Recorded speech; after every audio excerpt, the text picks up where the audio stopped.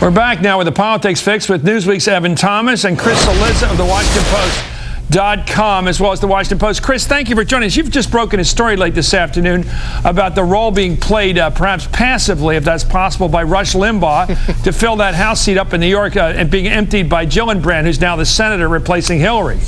Yeah, you know, Chris, there's a piece of direct mail that's gone out today. Folks are receiving up in that district today from the Democratic candidate. It essentially has the quote, a picture of Rush Limbaugh, and the quote saying, "I want him to fail," about the president, and saying Rush Limbaugh wants to keep you from voting on March 31st. It's a really interesting tactic. You know, we've seen Democrats use Rush Limbaugh to raise money. The comments he made at the Conservative Political Action Conference to raise money.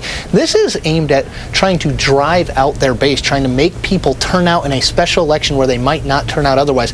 It's an interesting move because I think they're trying to turn Rush Limbaugh into the boogeyman that George W. Bush was for the party in 2006 and 2008. That person that people went to the ballot box, Democrats, I'm talking about, went to the ballot box to vote against.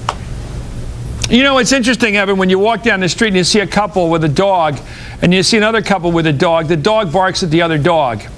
It does seem like the fringes notice each other. If you want to drag out the fringe of your party, wave the fringe of the other party in their face.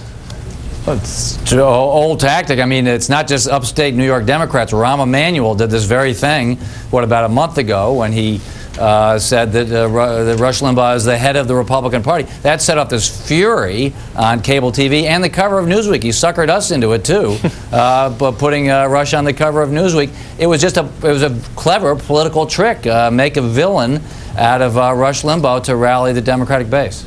Okay, now we're talking about the base. I want to get back to the center of the country politically, if we still have one. Chris Cillizza, you start with this.